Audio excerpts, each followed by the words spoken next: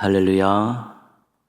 사랑하는 동인 가족 여러분, 시험과 유혹이 많은 세상에서 우리 하나님 말씀 붙들고 기도하면서 또 충만하고 당당하게 사는 성도들 되시기를 축복합니다. 이번 주 여절은 시편 103편 22절 말씀입니다. 시편 103편 22절 우리 함께 암송하시겠습니다.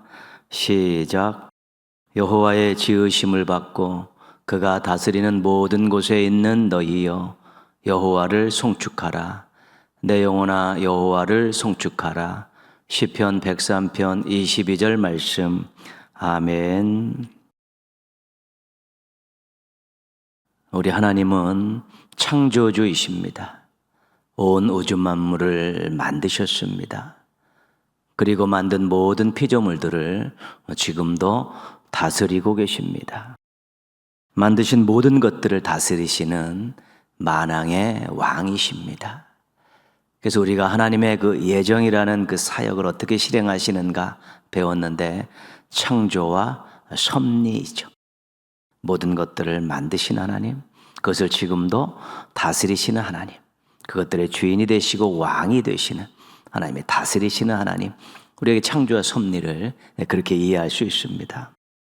그 지음을 받은 모든 피조물들은 주인 되신 하나님을 찬양해야 합니다. 자신들에게 생명을 주셔서 이 세상에 존재케 하셨기 때문에 그렇습니다. 목적을 가지고 의미 있는 삶을 살도록 하나님께서 그렇게 기회를 주셨기 때문에 그렇습니다. 우리 인간들은 더더욱 하나님을 찬양해야 하는 것이죠. 하나님의 형상으로 만들어졌습니다. 하나님께서 이 땅을 다스릴 수 있는 통치권을 우리들에게 위임해 주셨고요.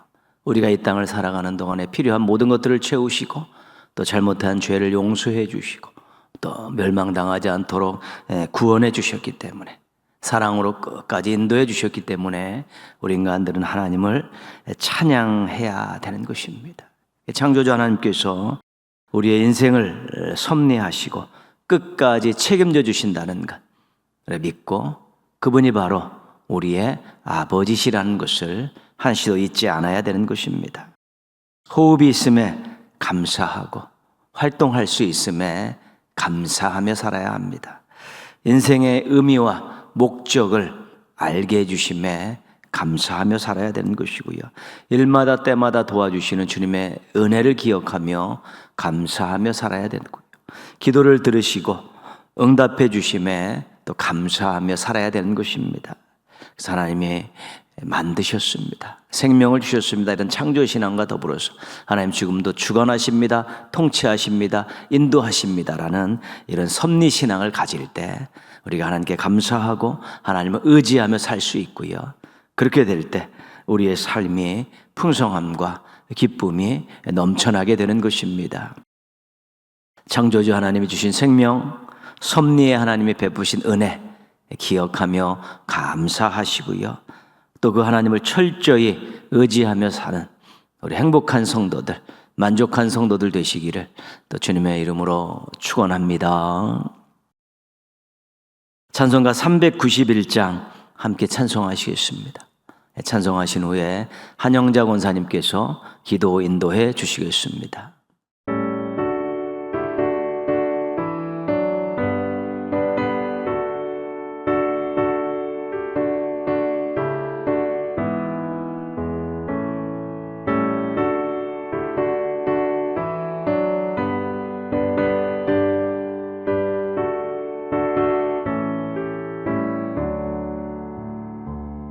놀라운 구세주 예수 내 주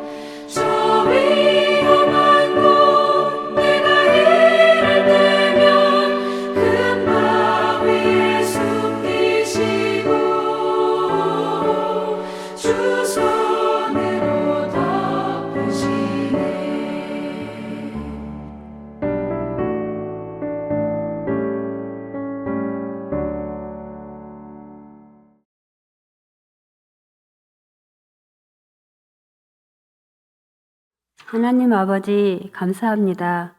저희를 3일 동안도 은혜로 살게 하시고 이 시간 주중 예배를 드리게 하시니 감사합니다. 이 시간 드리는 예배가 충만하게 하시고 하나님 받으시는 예배가 될 수 있도록 인도하여 주시옵소서. 예배를 통해서 하나님의 은혜를 얻고 기도를 통해서 사랑을 회복할 수 있도록 도와주시옵소서. 저희들 바쁘고 피곤하다는 이유로 하나님을 멀리하며 핑계대지 않게 하여 주소서. 저희가 개인 경건 생활을 충실히 함으로 영적 게으름 속에서 빠져나올 수 있도록 하나님 도와주시옵소서. 하나님 자녀로서 부끄럽지 않게 살아갈 수 있도록 도와주시옵소서. 하나님 보시기에 잘못 살아가는 것들이 있다면 용서하여 주시고 저희를 바르게 인도하여 주시옵소서. 하나님, 우리 동인의 온 성도들을 하나님의 은혜로 붙들어 주시고 하나님의 사랑으로 만나 주셔서 하나님의 사랑 때문에 저희가 변화되고 하나님을 더 가까이 하며 교회를 더 사랑하고 교회를 위해 기도하며 하나가 되어 함께 교회를 세워나갈 수 있도록 도와주시옵소서. 하나님, 저희 가정 안에 저희의 힘으로 해결하지 못하는 많은 일들이 있습니다. 저희가 이 모든 어려운 일들을 하나님께 전적으로 맡기며 기도할 수 있는 믿음을 허락해 주시옵소서. 하나님, 은혜를 허락하여 주시옵소서. 우리 교회에서 행하는 행사와 모든 주의 일들이 하나님의 함께 하심과 인도하심이 있기를 간절히 기도하고 원합니다. 하나님, 우리 이 나라를 불쌍히 여기시고 보살펴 주옵소서. 하나님이 이 나라를 사랑하셔서 또 내주시고 복 주시고 또 이렇게 잘 사는 나라가 될 수 있도록 도와주셨는데 정말 분별력이 없는 하나님 이 지도자들이 권력을 남용하고 나라를 어지럽히며 국민들을 어렵게 하고 있습니다. 하나님, 나라의 안정을 위해서 지도자들에게 지혜와 분별력을 허락하여 주시옵소서. 빨리 이 나라가 안정이 될 수 있도록 하나님 도와주시옵소서. 하나님, 믿는 저희들은 나라를 위하여서 더 간절히 기도하기를 그치지 않도록 도와주시옵소서. 하나님, 또 이 시간에 또 목사님 준비한 말씀을 저희들은 잘 들을 수 있도록 하나님 집중하게 하여 주시고, 하나님 아버지 또 교회와 성도들을 위해서 애쓰시는 목사님을 하나님의 능력의 손으로 붙들어 주시고 성령님의 인도함 속에서 교회를 위해 기도하시며 일하실 수 있도록 항상 건강도 지켜 주시옵소서. 또한 이 시간 전하는 말씀이 강력한 능력의 말씀이 되어서 저희 심령 가운데 강하게 부어지게 하시고 충만한 은혜와 하나님의 성령님의 도우심으로 하나님과 함께하는 삶이 될 수 있도록 저희들을 인도하여 주시옵소서. 하나님 아버지, 저희들이 말씀을 받고 저희 삶 가운데서 정말 주님의 말씀을 기억하며 그 말씀을 저희 삶 가운데 적용시키며 살아갈 수 있도록 저희들에게 늘 지혜의 충만함을 허락하여 주시옵소서. 하나님, 이 시간도 하나님 앞에 감사드리오며 우리의 구원이시고 생명이 되신 예수님의 이름으로 기도드립니다. 아멘.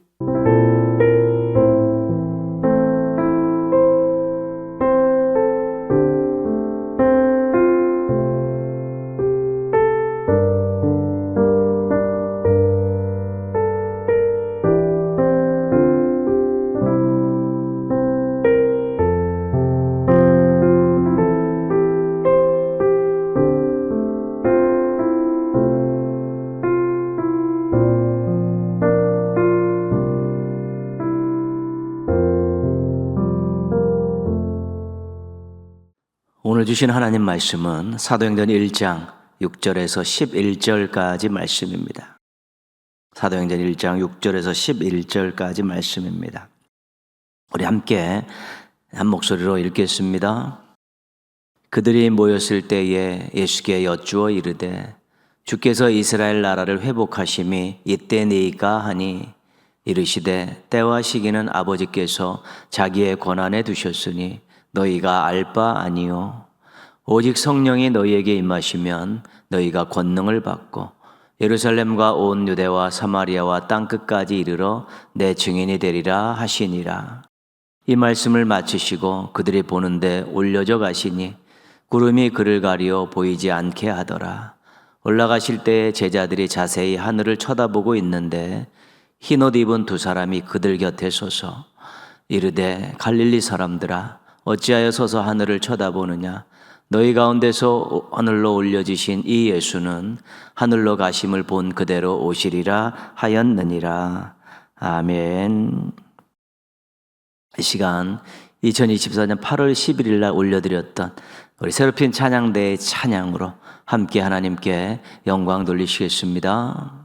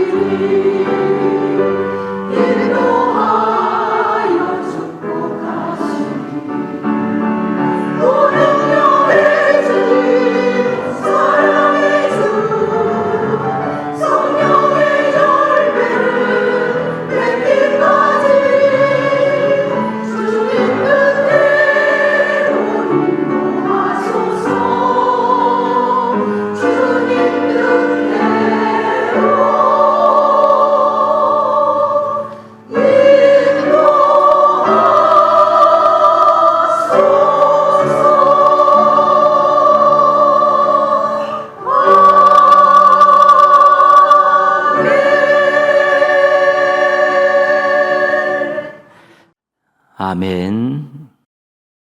웨스트민스터 소요리 문답 우리가 1에서 38문답 믿음편을 공부하고 우리가 지금 사도신경을 함께 공부하고 있습니다.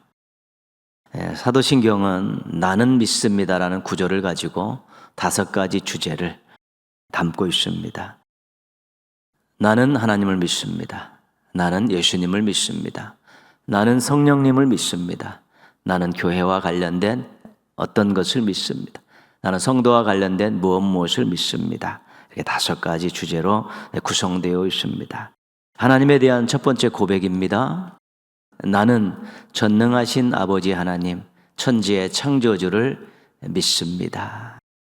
나는 하나님이 창조주이심을 믿습니다.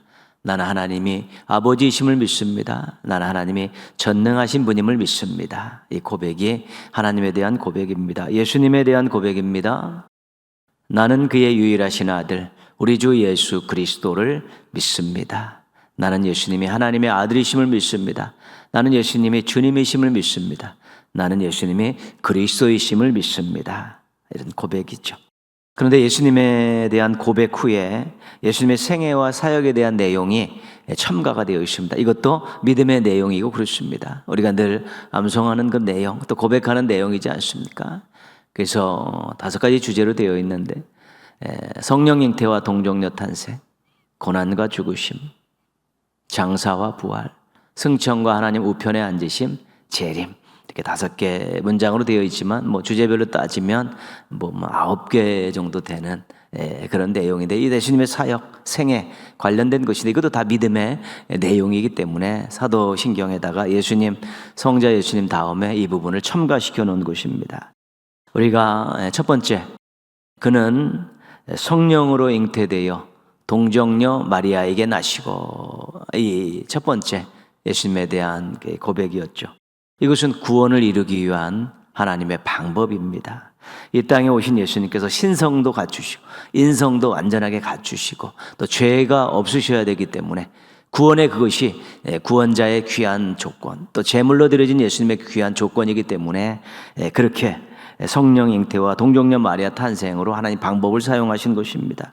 생물학적인 방법으로는 설명할 수 없죠. 우리 생각으로, 우리 경험으로 설명할 수 없는 것이지만 하나님께서는 구원을 위해서 하나님만이 하실 수 있는 이 신적 방법을 사용하셨는데 그것이 바로 성령 잉태, 동정녀 탄생, 이것입니다.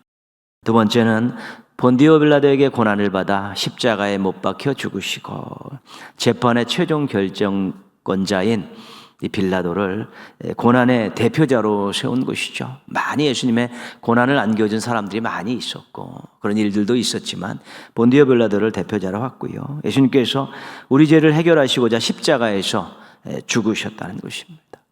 이 고난과 죽으심은 죄인인 우리를 위한 하나님의 자기 희생이다 기억하셔야 되는 아주 귀한 내용입니다.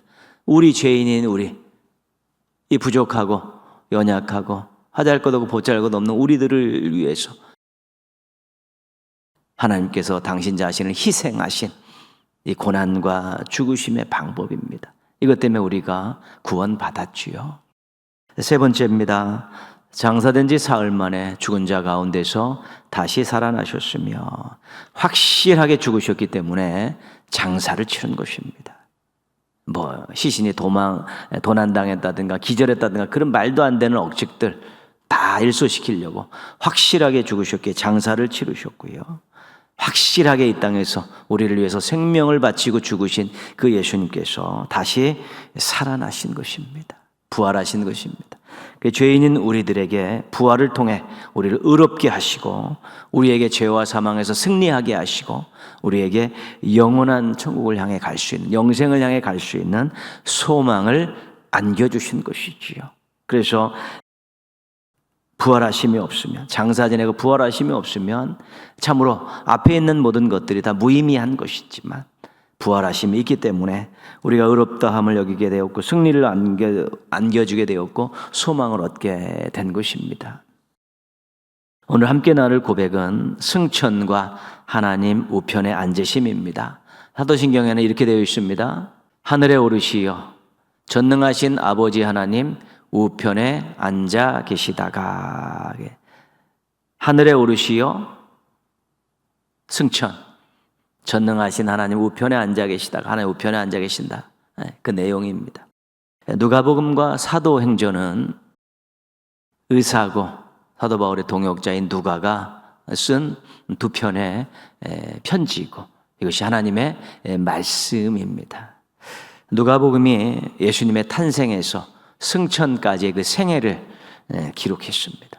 사도행전은 그 십자가에 죽으셨다 사흘 만에 부활하신 예수님이 그리스도이시라는 이 복음이 예루살렘에서 로마까지 전파되어지는 그 과정을 상세하게 기록을 한 것입니다. 누가복음의 마지막이 승천이고 사도행전의 처음이 승천이고 그렇습니다.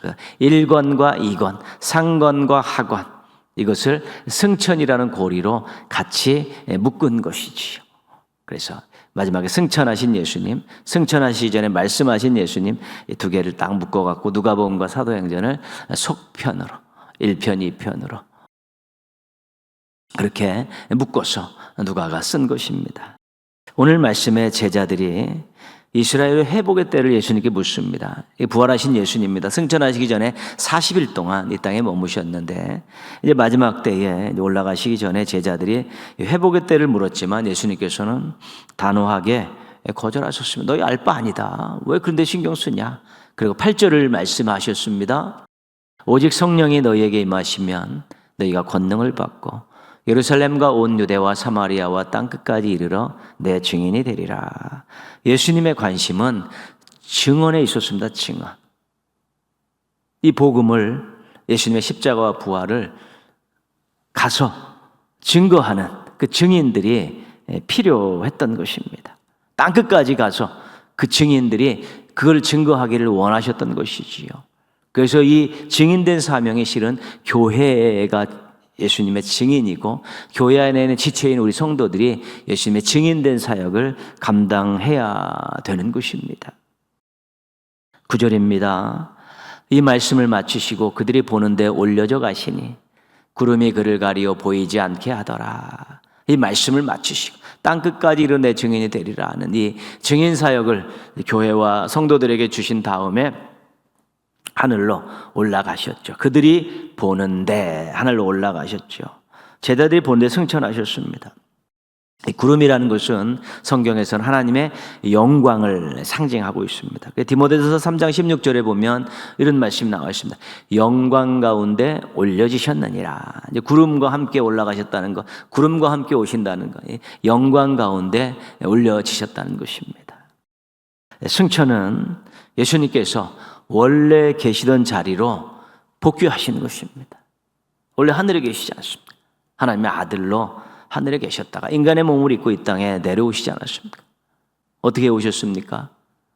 성령 잉태와 동정녀 탄생으로 오셔서 이 구속의 사역을 위해서 고난받으시고 죽으시고 장사 지낸 바 되었다가 사흘 만에 부활하시지 않았습니까? 그리고 승천하셨죠. 구속사역을 마치시고 다시 원래 있던 자리로 복귀하신 것입니다. 히브리서는 이 승천을 속죄라는 측면에서 설명을 하고 있습니다. 이 성막에서 성전에서 제사 드리지 않습니까? 여러 가지 제사를 드리는데 1년에 한 번 드리는 제사가 있습니다. 대속죄일 7월 11일 날 드리는 건데 이때는 성전이 지성소와 성소로 되어 있지 않습니까? 근데 바깥에서 제물들을 다 잡고 그렇지요. 근데 1년에 한 번 대제사장이 그 염소 2마리를 잡고 수송아지를 잡아서 그 피를 가지고 그 지성소 안에 들어가는 것이 1년에 한 번밖에 대제사장만 들어가지 않습니다. 거기 들어가서 제사를 지내므로 모든 이스라엘 그 백성들의 죄를 한 번에 다 사하여지는 것, 연중 행사와 같은 것입니다. 그것이 바로 대속죄일에 하는 것이죠. 대제사장이 그 피를 가지고 지성소, 아무나 들어갈 수 없는 대제사장만 1년에 한 번 들어갈 수 있는 그곳에 들어가서 이스라엘 백성들의 속죄를 이루신 것처럼 예수님께서 십자가에 달려 피 흘려 죽으셨는데 이제는 승천하셔서 하나님께 감을 통해서 우리의 속죄를 완성하셨다. 이제 그런 의미로 히브리서는 설명하고 있습니다. 대제사장이 지성소에 피를 갖고 들어가서 속죄를 이룬 것처럼 예수님이 십자가에 죽으셨다가 피 흘려 죽으셨다가 이제는 승천하셔서 하나님 앞에 갔을 때 그것이 속죄의 완성이다. 이렇게 비교해서 설명하고 있죠. 히브리서 9장 24절을 읽어보면 압니다. 그리스도께서는 참것의 그림자인 손으로 만든 성소에 들어가지 아니하시고, 손으로 만든 성소에는 대제사장이 들어가는 것이죠. 바로 그 하늘에 들어가사 이제 우리를 위하여 하나님 앞에 나타나시고, 하늘에 바로 가셔서 우리를 위하여 하나님 앞에 나타나셔서 우리 속죄를 이루셨다는 것이죠. 그 히브리서는 그렇게 또 승천을 해석하기도 하는 것입니다. 예수님의 승천은 하나님께서 높여주신 것입니다. 인간의 몸을 입고 이 땅에 낮아지신 그 예수님을 이제는 부활시키셔서 승천하시면서 다시 높여주신 그런 사건입니다. 이 승천은 예수님께서 지상사역을 마치시고 원래 계셨던 그곳으로 복귀하신 사건입니다. 승천은 죄인인 우리의 속죄를 완성하신 구원 사건의 마침이라고 이야기할 수 있습니다. 막연히 예수님께 올라가셨다는데 의미를 따져보면 하나님께서 낮아지신 예수님을 높여주셨습니다. 지상사역을 마치시고 원래 하늘의 자리로 올라가셨는데 우리의 속죄를 완성하셨습니다. 그 승천으로 우리가 그렇게 이해하시면 되겠습니다. 빌립보서 2장 5절에서 11절은 우리가 그리스도의 창가라는 제목이 붙어있고 초대교회 때 이 찬송을 성도들이 많이 불렀습니다. 예수님의 마음을 소개하고 있죠. 너희 안에 이 마음을 품으라. 곧 그리스도 예수의 마음이니. 그리고 뒤에 설명해 놓은 것입니다. 우리가 지금 배우고 있는 예수님의 생애와 행적을 우리 여기서 좀 볼 수 있습니다. 6절에서 8절까지죠. 그는 근본 하나님의 본체시나 원래 하나님이셨죠. 하나님과 동등됨을 취할 것으로 여기지 아니하시고 오히려 자기를 비워 종의 형체를 가지사 사람들과 같이 되셨고 사람의 모양으로 나타나사 성령 잉태와 동정녀 탄생 아니겠습니까? 자기를 낮추시고 고난 당하시죠. 죽기까지 복종하셨으니 그 십자가의 죽으심이라. 예수님의 성령 잉태와 동정녀 탄생, 고난과 죽으심, 그 이야기하는 것이죠. 이것이 예수님의 낮아지심의 내용 아니겠습니까? 장사가 빠졌지만 죽으셨기 때문에 장사 지내는 거 우리가 다 알고 있죠. 그 앞부분은 예수님의 낮아지심에 대해서 쭉 이야기를 합니다. 9절에서 11절 보시면 이러므로 하나님이 그를 지극히 높여 모든 이름에 뛰어난 이름을 주사 하늘에 있는 자들과 땅에 있는 자들과 땅 아래에 있는 자들로 모든 무릎을 예수의 이름에 꿇게 하시고 모든 입으로 예수 그리스도를 주라 시인하여 하나님 아버지께 영광을 돌리게 하셨느니라. 이러므로 낮아지신 그 예수님 복종하셔서 죽기까지 복종한 십자가에 죽으신 그 예수님, 장사 지낸 예수님, 하나님이 그를 지극히 높였다는 것이죠. 승천하시고 하나님 우편에 앉히셨다는 것입니다. 지극히 높이셨는데요. 그것이 그리스도의 높아지심, 아까는 낮아지심, 뒷부분은 높여지심이죠. 높여지심 다음에 어떻게 됐습니까? 모든 이름 위에 뛰어난 이름을 주셨고요. 모든 무릎을 예수의 이름에 꿇게 하시고 모든 입으로 예수를 주라 시인하는 아주 지극히 높여지는 그런 일들을 하나님께서 해주신 것입니다. 낮아지심이 있기 때문에 높아지심이 있는 것입니다. 십자가가 있기 때문에 부활이 있는 것이고 고난이 있기 때문에 영광이 있는 것이고 그런 것입니다. 예수님의 인생을 우리가 볼 때 낮아지심을 통해서 하나님의 높여주심을 받고 고난 받으셨지만 다시 영광을 얻었고요. 죽으셨지만 부활했다는 거 아닙니까? 우리가 겸손하면 겸손할수록 하나님이 우리를 높여주신다는 사실을 기억할 수 있어야 되고요. 우리가 섬기면 섬길수록 우리가 나중에는 섬김을 받는 자리에 하나님께서 올려주신다는 기억해야죠. 낮아지는 것은 우리가 낮아질 수 있는데 올려주시는 것은 하나님이 하시는 일입니다. 그것이 신앙인들과 사역자들이 겪는 엄청난 기쁨과 즐거움입니다. 하나님이 나를 높여주셨습니다. 하나님이 나를 알아주셨습니다. 이런 것들이죠. 하나님 우편에 대한 내용들은 성경에 굉장히 많이 나옵니다. 마가복음 16장 19절은 이렇게 선언합니다. 주 예수께서 말씀을 마치신 후에 하늘로 올려주사 하나님 우편에 앉으셨느니라. 부활하신 예수님 제자들에게 마지막 말씀을 하시고 하나님 우편에 앉으셨다라고 분명하게 선언하고 있습니다. 에베소서 1장 20절은 하나님이 하신 일에 대해서 이렇게 소개하고 있습니다. 그의 능력이 그리스도 안에서 역사하사 죽은 자들 가운데 다시 살리시고 하늘에서 자기의 오른편에 앉으사. 하나님께서 죽은 자들 가운데 예수님 다시 살려주시고 하늘에서 자기의 오른편에 앉으셨다. 하나님이 높여주시면 아니겠습니까? 히브리서 1장 3절은 대제사장이신 예수님을 이렇게 소개합니다.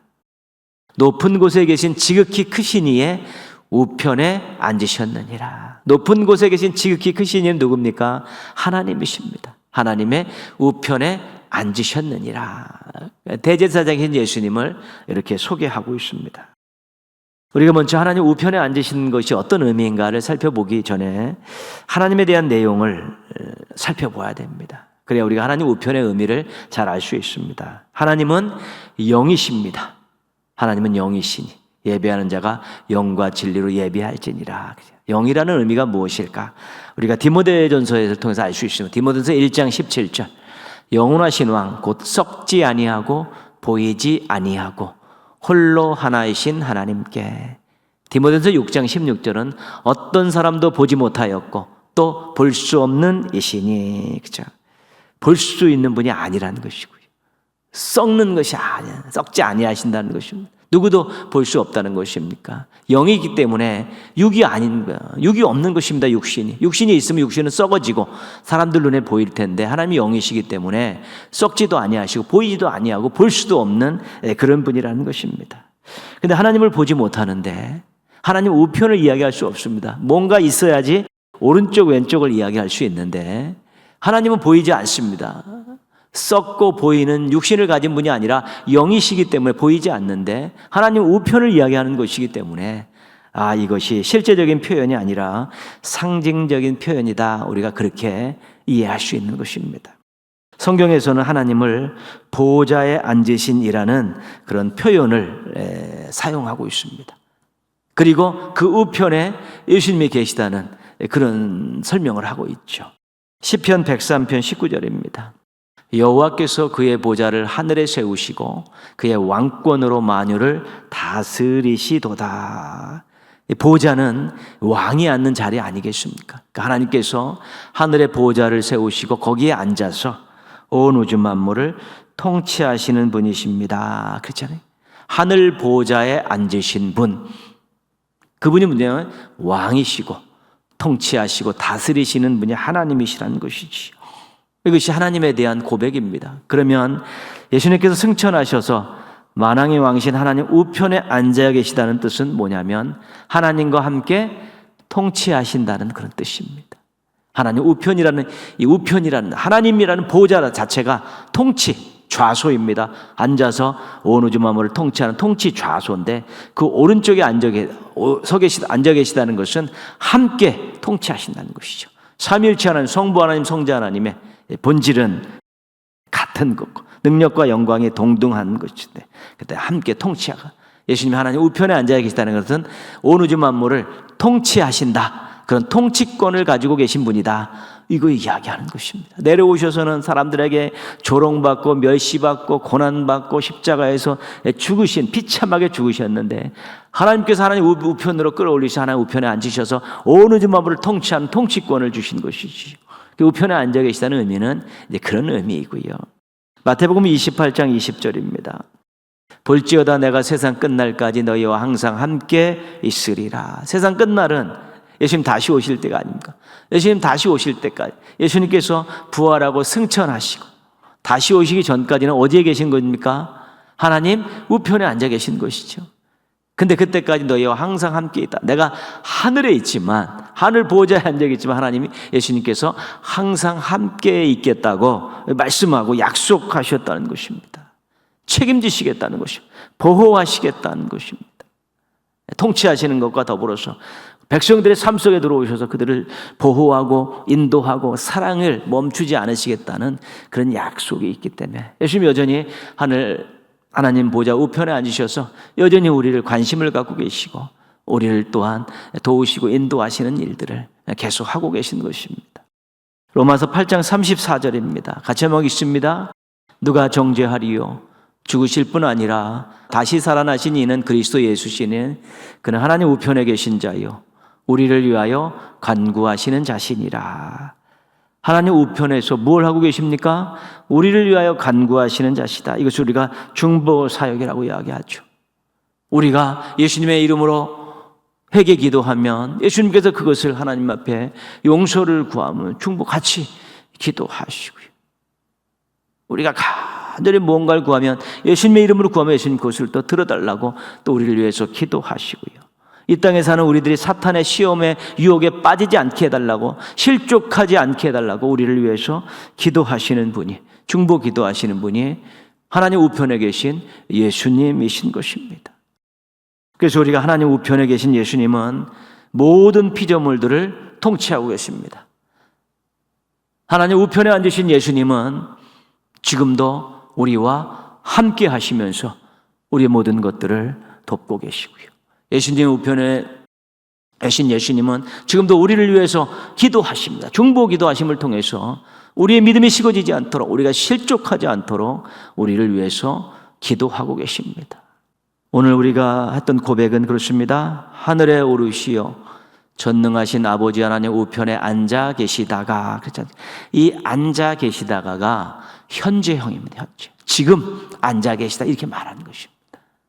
옛날에 쓰여진 성경인데 그때도 지금도 계속해서 주님 오실 때까지 하나님 우편에 앉아 계셔서 지금도 통치하시고 지금도 함께 하시고 지금도 간구하시는 그 예수님이라는 고백입니다.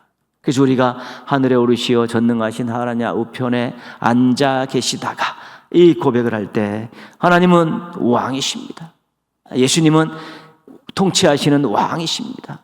예수님은 함께 하십니다. 우리 함께 하시는 임마누엘이십니다. 예수님은 정말로 우리를 위해서 중보하시는 중보자이십니다. 통치자, 임마누엘, 또한 중보자. 이런 걸 생각하면 내가 예수님의 다스림을 받고 있구나. 예수님이 함께 하시는구나. 예수님이 나를 위해서 기도하고 계시구나. 이런 걸 생각하면 가슴이 벌떡벌떡 뛰는 것입니다. 지금도 그렇게 함께 하시는, 지금도 나와 함께 하시는, 지금도 나를 위해 기도하고 계시는구나. 이런 걸 생각하면 우리가 얼마나 힘이 나고 또 위로가 되고 용기가 납니까? 이렇게 고백 하나하나에 담겨있는 뜻을 알게 되면 얼마나 우리의 신앙과 삶에 유익이 되는지 모릅니다. 내려오셨던 원래의 영광의 자리에 오르신 예수님께서, 하나님 우편에 앉아 계신 예수님께서 지금도 통치하시고 지금도 우리와 함께 하시고 지금도 우리를 위해서 간구하고 계시다는 사실 기억하시면서 조금 더 여유 있게 사시고요, 조금 더 당당하게 사시고요, 조금 더 주님을 더 뜨겁게 사랑하며 사시는 성도들 되시기를 주님의 이름으로 축원합니다. 기도하시겠습니다. 하나님 우편에서 지금도 통치하시고 함께하시고 중보하시는 예수님 바라보면서 여유 있고 담대하고 멋지게 살게 해달라고 여러분 또 기도하시기 바랍니다. 이 고백 하나 때문에 정말 더욱더 좀 달라진 삶의 모습들이 나오게 해달라고 기도하시고요. 나라가 정말로 중요한 순간에 서 있습니다. 나라의 앞길을 인도하시고 역사를 주관하셔서 우리 하나님이 살아계시다는 것과 정의와 사랑이 얼마나 중요하고 필요한지를 온 국민이 알고 새로운 나라를 만들어가기 위해서 노력하고 한국교회 성도들이 더욱더 기도하면서 아름다운 나라, 후손에게 물려주기 좋은 나라를 만들기 위해서 노력하며 살게 해달라고 우리 한번 같이 기도하겠습니다.